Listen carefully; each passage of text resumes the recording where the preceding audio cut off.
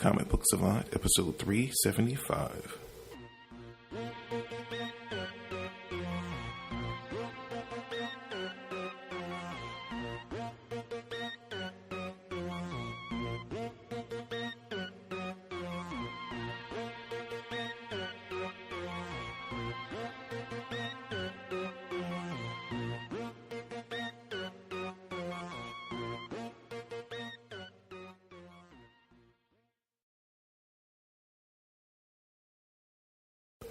Welcome back to the Comic Book Savant podcast. I'm your host, James Harris. This week, I'm going to be doing another creator spotlight. I know I did one about a month ago. I've been wanting to do more creator spotlights. I did them earlier in the history of the show, and I kind of fell off doing this series for the podcast. But there's a ton of creators out there, I think, that fly under some of our radar. So I like doing these episodes to kind of bring spotlight to some of the creators that have caught my eye and caught my attention, and that I followed over the years based on a certain part or certain work that caught my eye, and then I just continue to follow that particular creator, be it a writer or artist, particularly is where I normally focus on. I think I'm probably going to do some more creative people like inkers, colorists, and things like that down the road. But I'm mainly right now focusing on the writers and the artists. Now, the writer that I'm going to be focusing on this episode is going to be Kieron Gillen. But before we get into that specifically, let me give a shout out to my friends over at the Comics Podcast Network. If you like this podcast and you want to find more comic book related content, definitely take a moment to stop by the Comics Podcast Network. You can find them at comicspodcast.com. It's just basically a directory of comic book podcasters that kind of have come together to create a network, and they have a one page where you can find literally hundreds of different comic book related podcasts based on many different subjects in the under the umbrella of comic books. We have podcasts related on particular publishers if you're partial to one over the other, particular characters or teams. So it's branched out in a lot of different ways. And also, if you like roundtable discussions where it's more than one host, or you like a single person podcast like myself, you'll have many to choose from. So again, if you like what you hear on this podcast, you want to find more comic book related shows, definitely take a moment to stop by the Comics Podcast Network over at comicspodcast.com. And last but not least, I'd like to give a shout out to my sponsor for this episode, which is InStockTrades.com. If you're looking for trade paperbacks, collected editions, hardcovers, omnibuses, absolute editions, Marvel Masterworks, it is the one-stop shop place to get any type of collected edition. They have discounts ranging from 35%, 42%, all the way up to 50% off.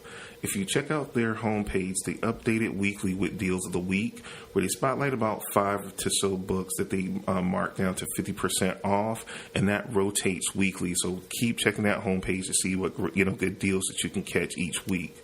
Now, if you're a U.S. customer and you place an order $50 or more, and you reside within the U.S., you get free shipping. Well, that's a great deal that you get a little cherry on top of hitting that threshold of an order of $50 or more. If you happen to listen to this show and you're outside of the U.S., you still can partake on the good savings, but you don't get the extra bonus of the free shipping. But they do have some of the lowest and competitive international shipping rates around, so you can still save a ton. So don't let that deter you from checking out InStockTrades.com. Now, with all that out of the way, let's kind of get into the meat of it here with Kieron Gillen. It's kind of funny because when it comes to writers that I like, he, in the mold of especially how he started in comics with the kind of series that he did, I never would have thought he would have been a writer that I would have read any of his work. He started off at Image, I want to say around, goodness, it was around the time I started the podcast, so maybe 2003, 2005-ish, somewhere around that area. I was just getting into listening to podcasts, comic book podcasts, and he was doing a book called Phonogram. It was an Image book. They ended up doing, it's him and his friend Jamie McKelvey. They've both, have blown up over the years and have become forces in the comic book industry, but they're friends that pulled this book together They did volume 1, a phonogram that they did a 6-issue series. They ended up doing volume 2 some years later, and then they ended up doing also a volume 3. But it was spaced out in between them establishing themselves elsewhere, in the comic book industry, mainly doing a lot of work for Marvel. And then Gillen has branched off and done some work for Boom and some other publishers, but the main bulk of his work outside of his Image stuff has mainly been with Marvel, and that's kind of where I discovered him. So I want to say, he has done quite a bit of work in that period of 10 to 13 years, give or take. And he had been around different publications and written for different things before, but just not in the world of comic books, magazines, and things of that nature. So when he came on to seeing the phonogram, again, it was something, he's European. It's about the pop scene over there. It was very focused on, like, the European scene, which, again, is, like, totally so far detached from and removed from where I'm from. It just never resonated with me. But I always heard him on interviews, like the way he carried himself and how well-spoken he was and how passionate he was about the projects that he worked on. So he did Phonogram. He started coming over to Marvel doing smaller things. And it was when he did his run on Uncanny X-Men. And I hadn't read an X-Men comic in a long time. And I can't remember the particular issue. I know I did a review on it on the podcast, but I couldn't find what the particular issue was. But he did an issue. I know on the cover it was Magneto with fighting alongside the X-Men. And some of my favorite storylines, excuse me, from the X-Men were the period in the early to mid 80s when Charles went off to space, when Professor Xavier went off to space, and it was a period of time when Magneto actually led the X-Men, or not necessarily the X-Men, but he led the school, and he actually was the leader over the New Mutants. And he had this crazy, I'm not even going to say it was pink, maybe it was magenta. He had this magenta outfit with a big white M, and he had these long gloves rogue gloves that went up to his elbows during that period of time. And it was one of my favorite times. I don't necessarily know why. I guess it was just seeing Magneto kind of redeemed and being alongside Xavier once Xavier was gone, and maintaining his dream and actually overseeing the school and being the mentor leader of the New Mutant group at the time, which when I was a kid in the early to mid 80s, that book was for us, because it was they were, I was just coming into my teen years. And, me and my friends related so heavily to the New Mutants. So to see someone like Magneto leading them and seeing him, be really a good guy. So when I saw that cover, it just clicked back to my childhood. I picked it up, I read it, and I just loved the take that Kieron had on just the X-Men in general. So I started reading that run, while it went through. And he was on it for quite a while, because he was on it from issues 531 to 544. Then they did a reboot, a restart, and then he wrote issues 1 through 20. And I was on the book for most of that run. Then a little while later, he went over and started writing Thor. He didn't have a huge run on Thor. He wrote about 10 issues or so, but then it led to him dabbling more in the Thor kind of universe. He did a Beta Ray Bill one shot, and then he also did a miniseries, a 3-issue miniseries of Beta Ray Bill called God Hunter, which I really love, because if you've listened to the show any amount of time, you've heard me speak on my love for Beta Ray Bill. Always have loved Beta Ray Bill from back in the day, Walt Simonson's run on Thor. I just always loved the character, and he handled him extremely well, because not much had been done with Beta Ray Bill in recent times, so he brushed him off and kind of refreshed him a little bit. And I loved the take that he had on Loki, and a lot was going on with Loki in the comics at that time. Loki, I think, was transformed into a little boy. and he had a lot of different transformations, and he did a great job. And they brought back Journey into Mystery, and he had an epic run on that book, where I think he ran that book for like 2 or 3 years. It was from issues 622 to 645, and Loki was kind of the main point of that series, where they kind of let him branch off and like really finesse and grow that character, and brought him kind of back into prominence in a lot of ways. So he had a really good run on that. And he did different things in between. He did smaller stuff when he first was breaking in over at Marvel. He did things like 3. He did a Sword miniseries. He wrote Generation Hope. He did Avengers versus X-Men Consequences. So he wrote stuff in between there, but I'm kind of highlighting more of the stuff that I personally read. He did a Dark Avengers Ares miniseries. He also did a run on Iron Man, where he wrote that for a good clip for a couple of years. He did issues 1 through 17, then 19 through 28. I think I read one of the first 2 issues of that Iron Man series, and I just kind of fell behind picking up stuff, which I want to go back and read at some point. They brought back the Young Avengers. He did the 15-issue run on that.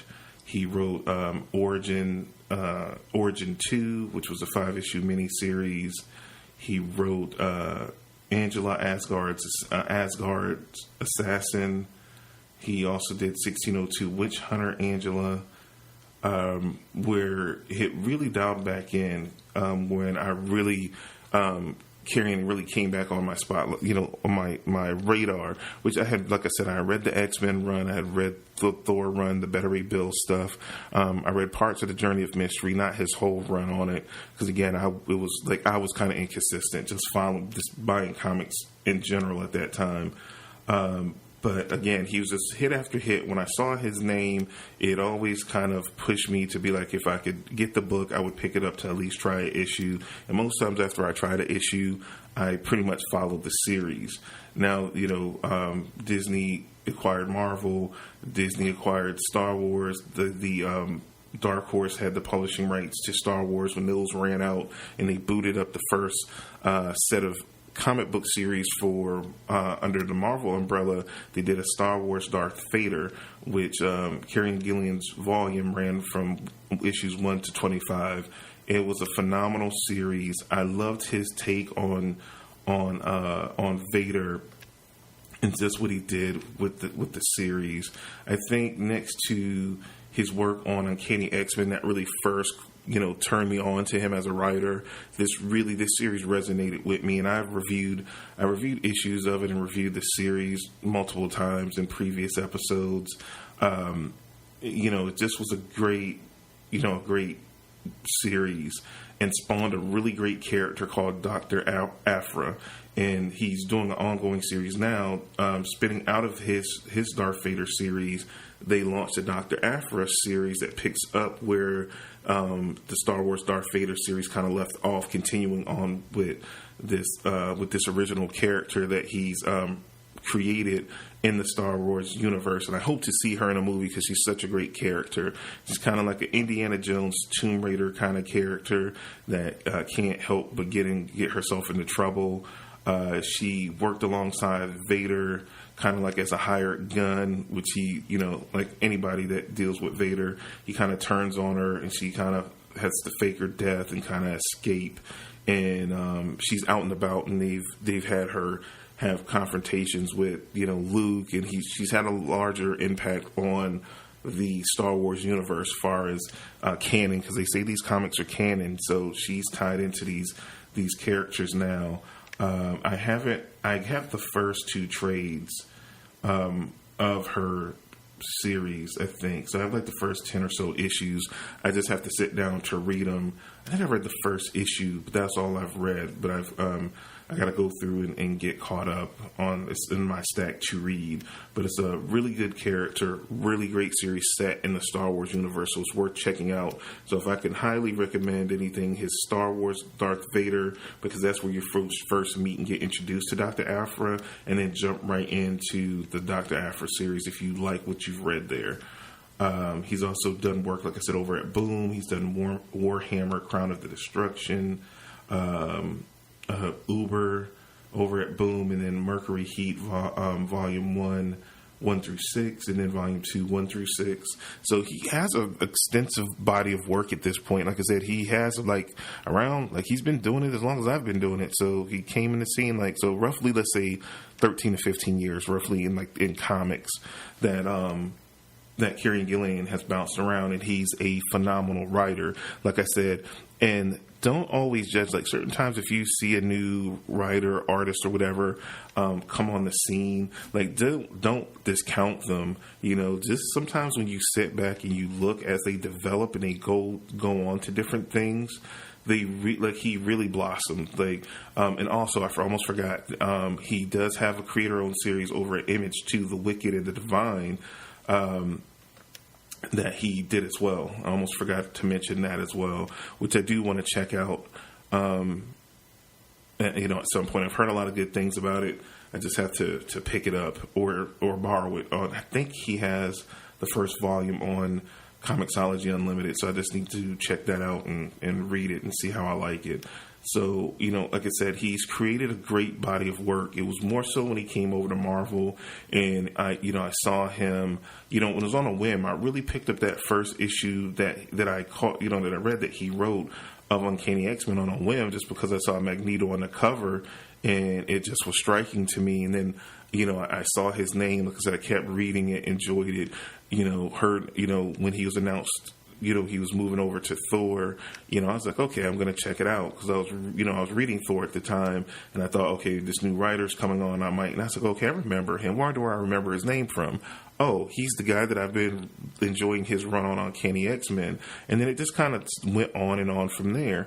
So, this is where I think is the great thing about being a comics fan, is that you're never limited, because all you have to do is pick up one issue. Yes, a small investment, depending how much you pay for the issue, if you're going to like it or not, but you'll never know or discover great things if you don't at least try. And that's the one thing that I love, and I've become more open to through the podcast and interacting with you guys as listeners, as part of this community, is that when I started doing the show, what I read was so vastly different. I was just cut and dry Marvel, DC, maybe, Image, because, when I was in my teens, really at the height of my comic book collecting, all those creators that I loved at Marvel moved over and created Image. So I was, me and my friends were willing to, when Image first started up, to try it, because those artists, or it was mainly all the artists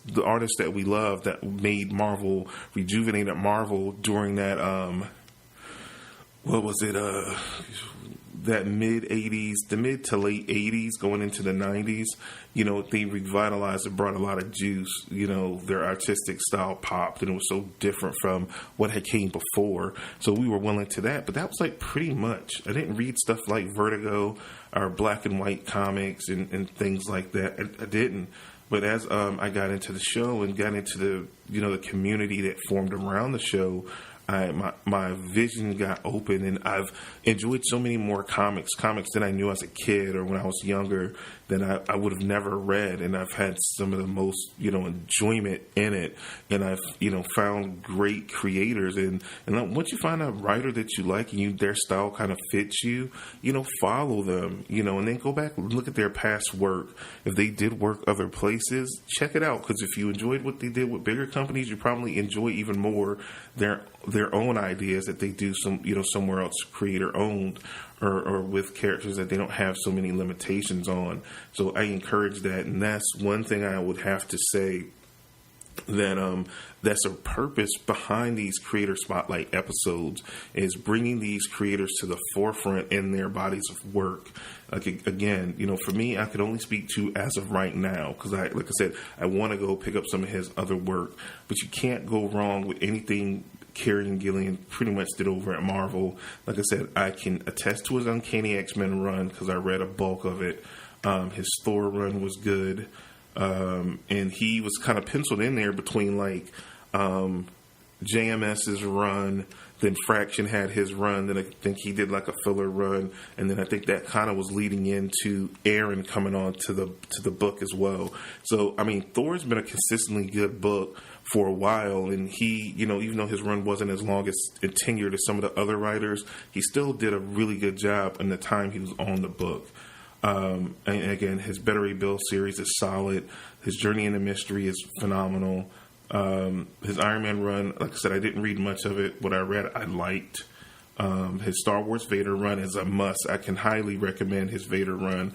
And based on that, I can at least give a light recommendation to Dr. Aphra, just based off the strength of the Darth Vader comic. So those would probably be the books I can hands down recommend as good reads that are worth you checking out for sure. That's all I have for you guys. But again, don't be afraid. Like I said, if you find a creator or writer or artist that you really dig, to follow their work, look them up, follow them on social media. See what they're working on and what projects are going on, and follow them. If you like them, like I said, more times than not, their work is going to resonate to you throughout. It's like I said, it's not much stuff that I've tried of Kieron Gillen's that I've tried from the initial series I started with him with, that I was like, oh gosh, that just didn't work. Again, not every person that you like, everything they write, you're going to love. But again, the majority of the things that I've tried that he's written, I've thoroughly enjoyed. And again, I look forward to going over the stuff that I haven't read of his to check out to see how it resonates with me. But that's all I have for this episode. Again, don't forget to follow on social media. You can follow me on Twitter and Instagram, just at Comic Book Savant. We have the Facebook page, facebook.com/Comic Book Savant. We have the website, comicbooksavant.com. Also, I've talked about the Patreon before. Again, this is not a hobby for me. I do this full time just based on health issues and different things like that. This is kind of like my full time gig at this point because I'm kind of limited, working a standard 9 to 5, and I've been doing this for a long time. So I decided to take a break from everything, try to get myself 100% back healthy, and make a goal for this. I've done this for 13 years.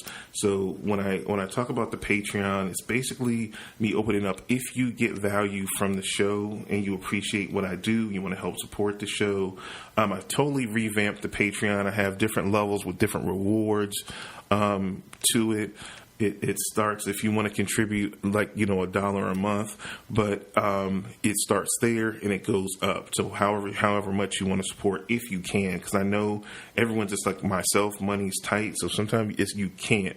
But it's basically a value for value based proposition. If you get value from what I do, putting out these episodes and doing the YouTube videos, anything you can contribute is greatly appreciated. But you can go to patreon.com. It is a patreon.com/Comic Book Savant. It'll explain all the different tiers and the setup for the Patreon. So take a moment, stop by that site, give it a look, see if it's something that interests you. I'm glad to have you as a patron. And like I said, it has a different tiers and different levels, and you have different access to behind the scenes stuff and all that. So I totally revamped that.